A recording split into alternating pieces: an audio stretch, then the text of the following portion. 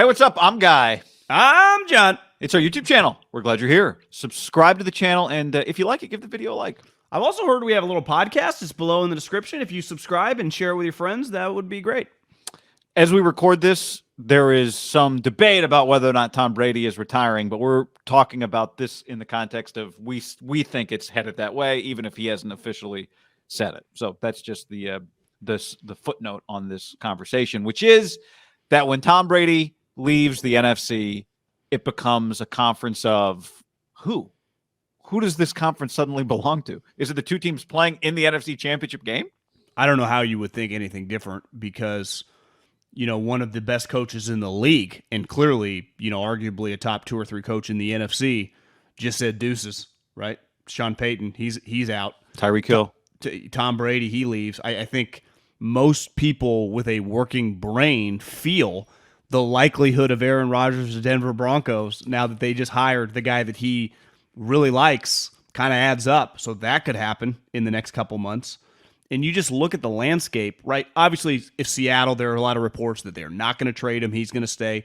Pete is 70 years old.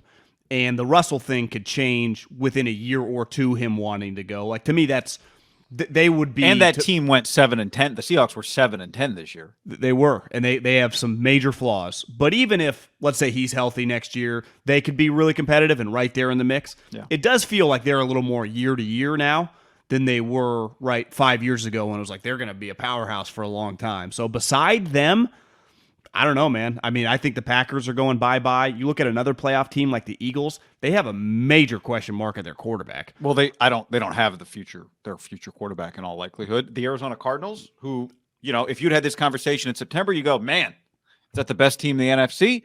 But unfortunately, the season doesn't end in September. It ends in December and January. Yeah. And they've done this 2 years in a row now, right? So I don't think I can count them as a very competitive, probably a 10, 11 win team, right? But I don't take them seriously as a powerhouse contender with McVay, with Kyle, and hell, with Russell and the fellas if they're healthy, and Pete, right? I think I would take them. As we saw week 18, they beat the brakes off them. The NFC South guy, if Brady retires, stinks. I mean, there's 0 quarterbacks beside Matty Ice, who's really old and I think we all think's pretty average. The NFC East is the Cowboys, really, and they're going to be good next year. They're bringing, it looks like, depending on if Kellen Moore leaves, but I mean, they can beat you. They almost beat the 49ers, right? They have a long way to go though to keep earning some toughness credit, right? If Jim in the NFC North, if Jim Harbaugh were to take the Vikings job, you would say they'd have a high floor at minimum, right? Skull. That'd be kind of sweet. That would actually. I wouldn't totally hate that. Their defense, maybe he hires Vic, and their defense gets good immediately. Vic hasn't taken the Jags job yet, has he? No, not that. Okay. All right. But, I mean, that would be, if Brian Daboll is, the next McVay and Daniel Jones is worth not giving up on, then maybe the Giants can be a couple years away. But that feels – the Panthers obviously did not make any progress. Bears major question mark. I mean, question mark. I mean, major question mark. Football team feels like they're just going to be a tough out and in search of their future quarterback for the next 30 years. Honestly, it feels like Seattle's going to be in the playoffs next year, doesn't it? Well, I think Russ has. I've been saying it now. I think Russ, as people start writing off Russ, I think one of Russ's problem a little heavy. I think he just needs to get in shape. I think he's got a bounce back season coming. Yeah. Their just defense, is going to be a question mark. Just their personnel is not great, and they're kind of stuck with the guys they have. But right. They're going to hire a new defensive coordinator. He's interviewing those guys. Now, the Niners, I would say the difference between the Niners and the Rams is the Rams 100% know they have an established starting quarterback coming back next year that now has playoff reps. The Niners have, do they trade Jimmy Garoppolo? Is there a small percentage chance they run it back?